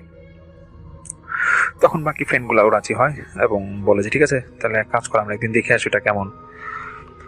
তো ওরা এরকম ওই প্লেসটায় যায় এবং ওই বার্নার্ড ওর রিলেটিভকেও ফোন দিয়ে বলে যে আমরা ফ্রেন্ডরা মিলে আসছি, তোমার ইউনিটে থাকবো। তো ওই রিলেটিভও বলে যে আসলে এখানে সমস্যা নাই, তোমরা যাও, গিয়ে দেখো পছন্দ হয় নাকি। তো শুভ ভাই যেটা বলে যে এটা নাকি প্লেসটা খুব সুন্দরই ছিল, একটা ছোট ঘরের মতো ছিল একটা এরিয়ার ভিতরে, সামনে বড় মাঠ ছিল, পাশে একটা গার্ডেন ছিল এবং সামনে একটা ছোট লেক ছিল। তো ওনাদের এক ফ্রেন্ড ছিল, সে বলছে যে সামনে যেহেতু লেক আছে, আমরা তো ইচ্ছা করলে মাছ ধরতে পারবো, তো এক কাজ করো নেক্সট উইকে এটা ওকে করে ফেললো যে আমরা নেক্সট উইকেন্ড এখানে আসছি, স্যাটারডে নাইট থাকবো এবং রেগুলার আমরা যদি ভালো লাগে আমরা রেগুলার এখানে আসবো। তো কানাডিয়ান সেই ফ্রেন্ড বার্নার্ড সে বলে যে না, কোনো সমস্যা নাই, আমার রিলেটিভ আমার খুব কাছের বড় ভাইয়ের মতো, কোনো সমস্যা নেই, ও নাও বলবে না, তোমরা আগে দেখো ভালোভাবে যেটা পছন্দ হয়েছে নাকি জায়গাটা। তো ওদের মধ্যে দিয়ে একজন ফ্রেন্ড বলতেছে যে পছন্দ হয়েছে, কিন্তু দেখো এটা কিন্তু সিটিটা অনেক বাইরে, আর এখানে আশেপাশে নির্জন, কোনো ফ্যামিলি বা কোনো বাসা বাড়ি কিন্তু নাই, তো আমাদেরকে রাতে থাকাটা এখানে সেফ হবে। তো বার্নার্ড বলে যে দেখো, দরকার হলে আমার যে ফ্যামিলি মেম্বার যিনি আছে, যার জায়গা এটা, উনি দরকার এখানে রাতে থাকবে, কোনো সমস্যা নাই। তো যথারীতি বার্নার্ড ওর সেই ফ্যামিলি মেম্বার বা যিনি ওনার ছিলেন তাকে ফোন দেয় এবং বলে যে আমাদের প্লেসটা পছন্দ হয়েছে, আমরা আসবো নেক্সট উইকেন্ডে এবং তুমি আমাদের সাথে থাকবা। তো ওই লোকও রাজি হয় এবং সেই লোকটা বলতেছে যে হ্যাঁ আমি থাকবো, ঠিক আছে, বাট যেটা করবা যে তোমরা একটা নির্দিষ্ট টাইমে আসবা, যে অফিস শেষ করে সঙ্গে সঙ্গে এসে পড়ো, তারপরে আমরা একসাথে ঢুকবো এখানে, মানে ওই প্লেসটা একসাথে ঢুকবো। তবুও দেখা যায় যে আগে দিয়েই ওই বার্নার্ডকে ওর যে এটা যে ওনার ছিল ওই চাবিটা দিয়ে দেয় যে তুমি তাও এনে চাবিটা তোমাকে দিয়ে রাখলাম, বাট তুমি প্লেসটায় নেক্সট উইকেন্ডে যখন আসবা একসাথে আমরা ঢুকবো, আগে ঢুকবো না। তো ওই পরের উইকেন্ডে আসে, ওরা নিজেদের মধ্যে ওরা খুব খুশি যেন একটা প্লেস পাইছে ওরা। তো শুভ ওরা ফিট ওই বড়শি কিনে ফেলে যে মাছ ধরবে লেকে। তো নেক্সট উইকেন্ড এরকম শনিবার দিন অফিস শেষ করে ওরা গাড়ি নিয়ে বের হয়ে পড়ে এবং ওরা এই সন্ধ্যার পর পর ওখানে যায়। তো বার্নার্ড গিয়ে ওর ফ্যামিলি যে মেম্বার মানে যার এই জায়গাটা ওনাকে ফোন দেয় এবং ফোন দিয়ে বলতেছে যে আমরা তো এসে পড়ছি, তুমি এসে পড়ো তাড়াতাড়ি। তো লোক বলতেছে যে আমি তো রওনা দিচ্ছিলাম, একটা সমস্যা হয়েছে।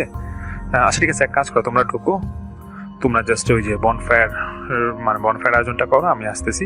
আর বারবিকিউ যদি করতে চাও সেটিং করো, আমি এসে বাকিটা তোমাদের হেল্প করবো। আর অন্ধকার রাখো না, যেহেতু জায়গাটা খুব নির্জন, তোমরা একটু আলো টালো আশেপাশে জ্বালায় রাখো, বা এই যে বনফায়ারটা যে করবো একটু ভালোভাবে কইরো যাতে আগুনটা না নিবে। আর আমি আসতেছি, বেশি দেরি হবে না। তো এটা হওয়ার পর ওরা এরকম যায় এবং ওদের দুজন ফ্রেন্ড ওরা ওই যে মাছ ধরতে রেডি হয়ে যায়, বড়শিতে মাছ ধরবে। এদিক দিয়ে বনফায়ার অলরেডি খুব সুন্দর করে করা হয়। তো মাছ ধরতে ধরতে ওরা কয়েকটা মাছ ধরার পর হঠাৎ করে যে মাছ ধরছিল ওদের আরেক কানাডিয়ান ফ্রেন্ড, সে বলতেছে দেখো বড়শিটা লেকের থেকে কেউ টানছে, খুব ভারী কিছু একটা টানছে দেখো। তো মালয়েশিয়ান যে ফ্রেন্ডটা আছে সে বলতেছে যে দেখো দেখি দুজন মিলে কি বড় মাছ হবে, দেখি দুজন মিলে এটা আমরা বড়শিটা টানতে পারি নাকি দেখি। ওরা এখানে দুজনের জায়গায় তিনজন মিলে টানতে থাকে বড়শিটা, কিন্তু না, ওরা পারছে না। লেক থেকে কিছু একটা বড়শিটাকে জোর টানছিল, মানে বড়শিটা ভেঙে ফেলবে এরকম একটা অবস্থা।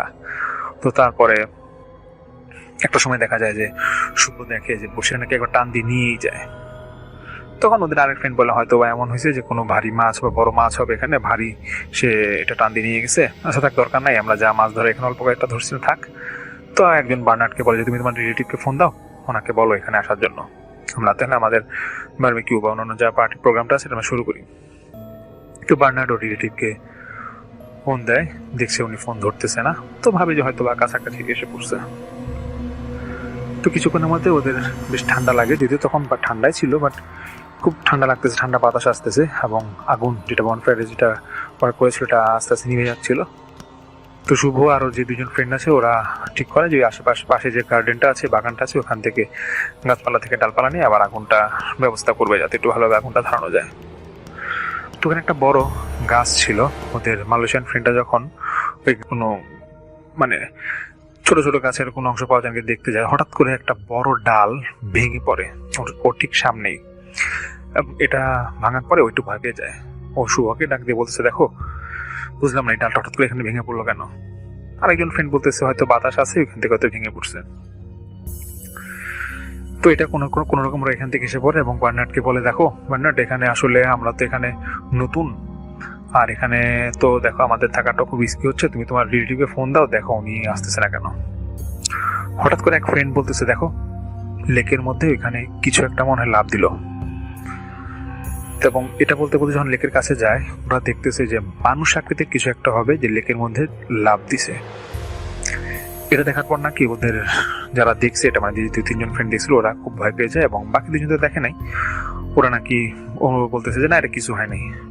বাট যারা দেখছিল ওরা বলতেছে যে দেখো এটা খুবই খারাপ কিছু একটা মানে আমরা দেখছি, এক কাজ কর আমরা রুমের মধ্যে বসি এবং বার্নার্ডকে বলে যে তুমি তোমার রিলেটিভকে ফোন দাও। তারপর ওরা রুমের মধ্যে যখন বসে, বাইরেও কোনো আগুনের ব্যবস্থা এরকম নাই। তো ওরা বাইরে থেকে শুনতেছে যে কেউ দরজা নক করছিল। তো নক করার পর বার্নার্ড ভাবে যে হয়তো রিলেটিভ আসছে। ওরা সেই উদ্দেশ্যে মানে দরজা খোলার উদ্দেশ্যে বাইরে যায়, মানে এটা যে এরিয়াটা ছিল মেইন গেটটাতে কেউ নক করছিল। ওরা যায়, খুলতে যাবে, গিয়ে দেখে যে ওখানে ওই বার্নার্ড গিয়ে দেখে যে হ্যাঁ ওর সেই রিলেটিভ বা যে ল্যান্ডের যে ওনার তিনি আসছে এবং অন্ধকার তো খুব। তো বলতেছে যে বার্নার্ড যে তোমাকে ফোন দিয়েছে তো তুমি ফোন ধরতেছো না, তুমি কোথায় গেছিলা? তো সে বলতেছে না আসলে আমার একটা সমস্যা হয়েছে, আমার গাড়িতে একটু ওই সমস্যা হয়েছিল, সামনে গাড়িটা রেখে আসছি। তো তোমরা যেহেতু এত আগে এসে পড়ছো এই জন্য ভাবলাম যে তোমাদেরকে একটু আগে এসে রিকোয়েস্ট করি যে তোমরা প্রোগ্রামটা শুরু করো। তোমরা সমস্যা নেই, প্রোগ্রাম শুরু করো।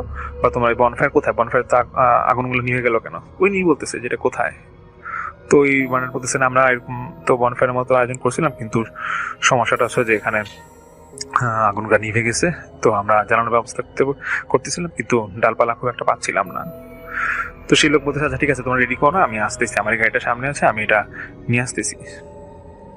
তো ওই লোকটা সামনে গিয়ে গাড়ির জন্য আনতে যায় এবং গেটটা খোলা রেখে যায়।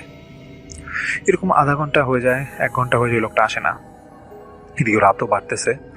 তো শুভ এবং ওর যে কানাডিয়ান যে ফ্রেন্ডরা ছিল ওরা নাকি ওখানে যায়, গিয়ে দেখে যে না, ওই লোকের কোনো হদিস নাই এবং আশেপাশে লোক নাই, মানে গেট থেকে বের হয়ে দেখে। তো এটা দেখার পর ওরা আবার রুমে আসে এবং বার্নার্ডকে বলে যে দেখো বাইরে তো খুব ঠান্ডা, এখন তোমার ওই সে রিলেটিভ কোথায়, সে তো আসতেছে না, তার সমস্যাটা কি, সে কি চাচ্ছে না আমরা এখানে থাকি নাকি, একটু রেগেই বলে। তো এমন টাইমে নাকি বাইরে মানে কুকুরের আওয়াজ, মানে কুকুর আওয়াজ করলে যেরকম হয়, মানে এখানে কুকুর থাকার কথা না, কিন্তু খুব জোরে জোরে আওয়াজ করছিল। তো এটা হওয়ার পর ওদের প্লেসটাই নাকি এরকম একটা হন্টেডের মতো, মানে খুব ভয়ঙ্কর একটা প্লেস, মানে এনভায়রনমেন্ট হয়ে গেছিল এখানে। যে একজন বলতেছে দেখো এটা বুঝলাম না কিরকম জায়গা, আমরা প্রথমে দেখলাম যে একটা বড়শি টান দিয়ে নিয়ে গেছে, আবার আমরা গাছের ওইখানে যাব, গাছের ডাল পড়তেছে, তো এরকম জায়গা কেন, আবার এখন কুকুর ডাকতেছে, আবার তোমার রিলেটিভ আসলো, মানে ওই মানে বলছে তোমার রিলেটিভ আসলো, চলেও গেল, উনি আসতেছে না, মানে কি সমস্যাটা কি। তো বার্নার্ড দিক দিয়ে ফোন দিতেই থাকলো ওর রিলেটিভকে।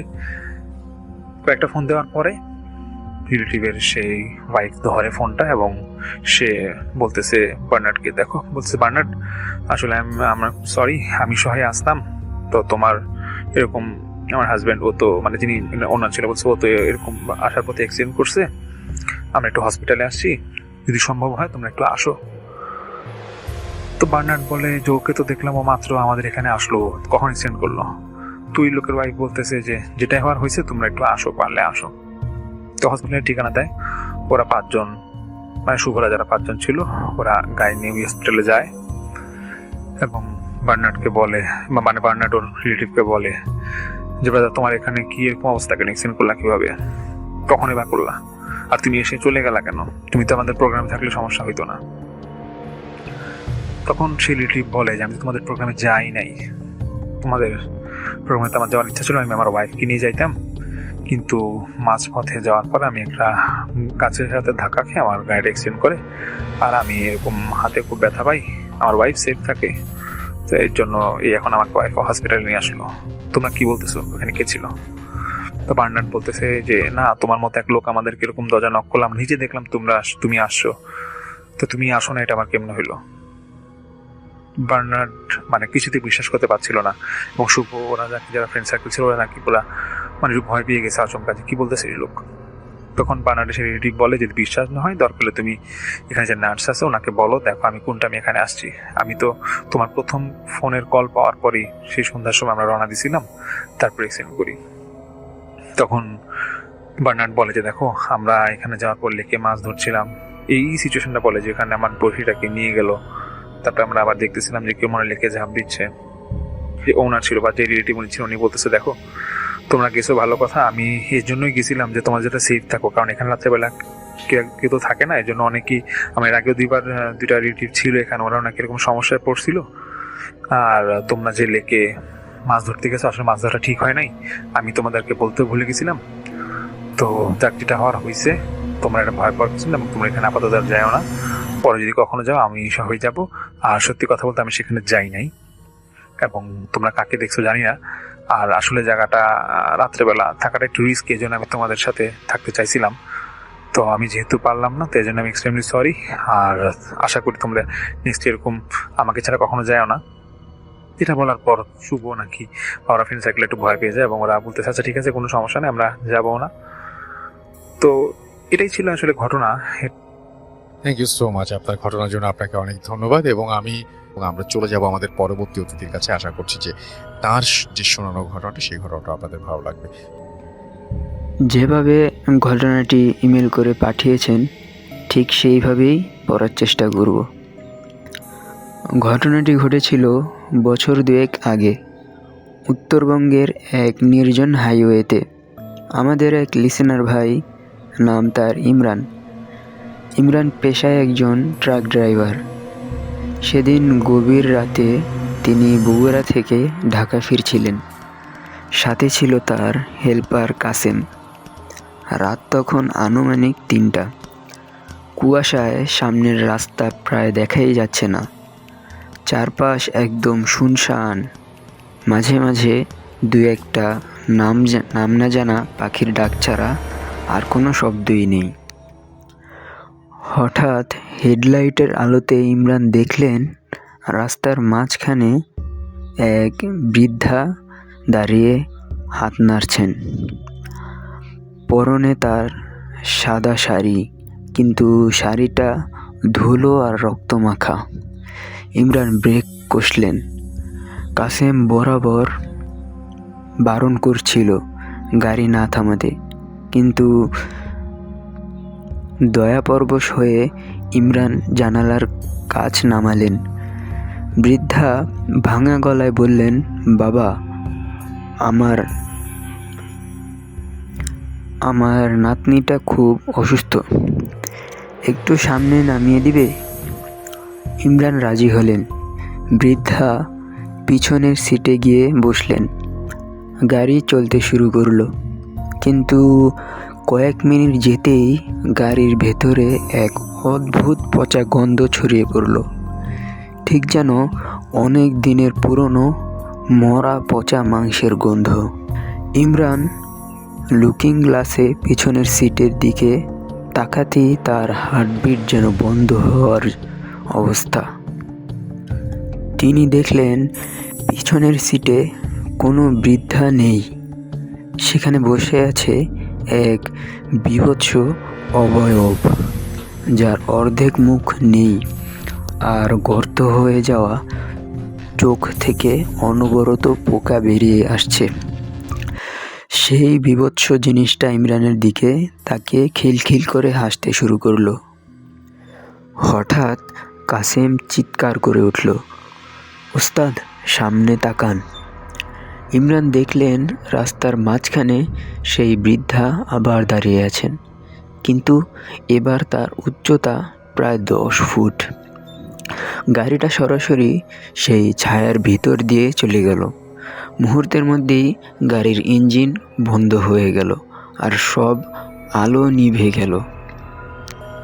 অন্ধকারের ভিতরে ইমরান অনুভব করলেন কেউ একজন তার কানের কাছে মুখ নিয়ে ফিসফিস করে বলছে, খুব তো দয়া দেখিয়েছিলে বাবা, এখন তোমার কলিজাটা আমায় দেবে? ঠিক তখনই একটি বরফ শীতল হাত ইমরানের গলা টিপে ধরল। ইমরান নিঃশ্বাস নিতে পারছিলেন না। তিনি দেখলেন কাসেম সিটে নেই, পাশের দরজাটা খোলা। ইমরান মরণপণ চেষ্টা করে ড্যাশবোর্ড থেকে তার সাথে থাকা একটি পুরনো তসবি বের করলেন। সেটা হাতে নিতেই সারা গাড়ি কেঁপে উঠল আর এক অমানসিকভাবে আর্তনাদ করে সেই ছায়াটা মিলিয়ে গেল। কিন্তু কিছুক্ষণ পর ইমরান দেখলেন তিনি গাড়ির ভেতরে নয়, বরং রাস্তার পাশে একটি পুরনো শ্মশানের এক খোলা চিতার উপর বসে আছেন। পরদিন সকালে হাইওয়ে পুলিশ। এই ছিল ইমরান ভাইয়ের ঘটনা। তো ইমরান ভাইয়ের ঘটনাটি আপনাদের কাছে কেমন লেগেছে তা অবশ্যই কমেন্ট করে জানাবেন। আমাদের আরও এক ভাই ইমেল পাঠিয়েছেন, ঠিক যেভাবে লিখে পাঠিয়েছেন সেইভাবে পড়ার চেষ্টা করব। ঘটনাটি ঢাকার একদম প্রাণকেন্দ্রের একটি পুরনো অ্যাপার্টমেন্টের। আমাদের এক লিসেনার ভাই, নাম সাইমন তখন নতুন চাকরিতে জয়েন করেছেন, তাই সস্তায় থাকার জন্য একটি মেস খুঁজছিলেন। অনেক খোঁজাখুঁজির পর আজিমপুরের দিকে একটি পুরনো বিল্ডিংয়ের 4 তলায় একটি রুম পেয়ে গেলেন। রুমটা বেশ বড় ছিল, কিন্তু একটা জিনিস সাইমনকে শুরু থেকেই ভাবিয়ে তুলত। রুমের একদিকের দেয়ালটা অন্য দেয়ালগুলোর চেয়ে অনেক পুরনো ছিল, আর সেখানে সবসময় একটা স্যাঁতস্যাঁতে ভাব থাকত। মেসে থাকার তৃতীয় রাত তখন আনুমানিক 2টা। সাইমন ল্যাপটপে কাজ করছিলেন। হঠাৎ তিনি শুনতে পেলেন পাশের সেই দেয়ালটার ভিতর থেকে কেউ একজন নখ দিয়ে আঁচড়াচ্ছে। সাইমন ভাবলেন হয়তো ইঁদুর, কিন্তু কিছুক্ষণ পর সেই আঁচড়ানোর শব্দটা বদলে গিয়ে একটা কান্নার শব্দে পরিণত হলো। একটা মেয়ে খুব নিচু স্বরে ফুপিয়ে ফুপিয়ে কাঁদছে। সাইমন দেয়ালের গায়ে কান পাতলেন। তার মনে হলো কান্নাটা যেন দেয়ালের একদম ভেতর থেকে আসছে। তিনি যখন দেয়ালটা টোকা দিলেন, দেয়ালে ওপাশ থেকে সাথে সাথে একটা জোরে ধাক্কা এলো। সাইমন ছিটকে পড়ে গেল। তিনি লক্ষ্য করলেন দেয়ালের সেই স্যাঁতস্যাঁতে অংশ দিয়ে লাল রঙের একটা তরল চুচে বের হয়েছে। সেটা জল নয়, টকটকে কাঁচা রক্ত। ভয়ে সাইমন মেসের ম্যানেজারকে ডাকলেন। ম্যানেজার লোকটা খুব রহস্যময় ছিল। সে এসে শুধু বলল, ও কিছু না,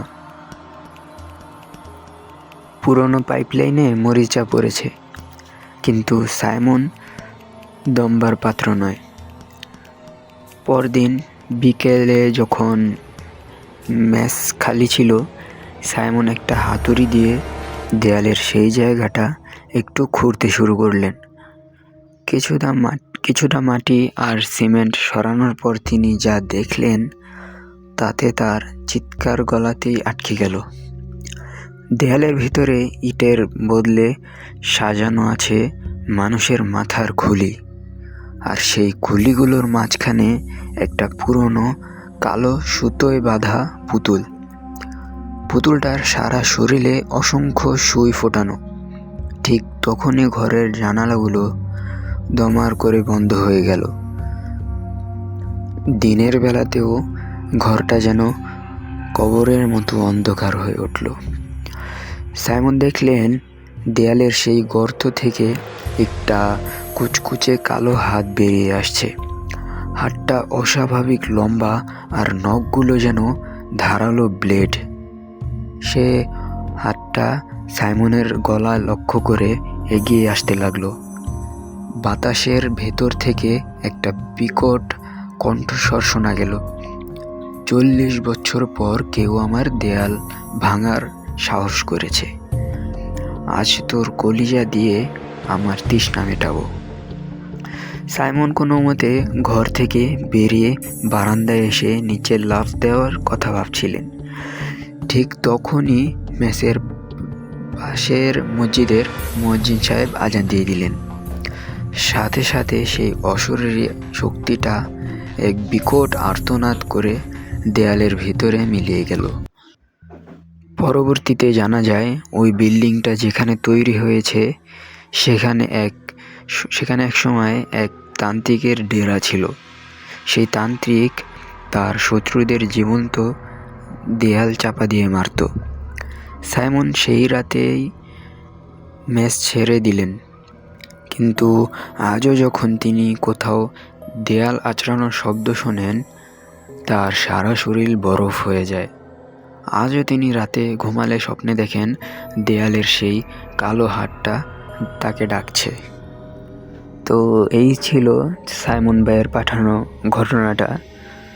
সাইমন ভাই নাকি অনেক বড় বড় প্ল্যাটফর্মে ঘটনাটি পাঠিয়েছিলেন। ঘটনাটি ছোট হওয়ার কারণে কেউ প্রচার করেনি, এমন হতে পারে, কিন্তু আমাদের চ্যানেলে ছোট বড় সব গল্পই পড়া হবে। তো দ্রুত আপনাদের সাথে ঘটে যাওয়া, আপনার বন্ধুদের সাথে ঘটে যাওয়া ঘটনাগুলো শেয়ার করেন, আর চ্যানেলটি অবশ্যই সাবস্ক্রাইব করুন। দেখা হচ্ছে আগামীকাল রাত ঠিক 9টা 15 মিনিটে।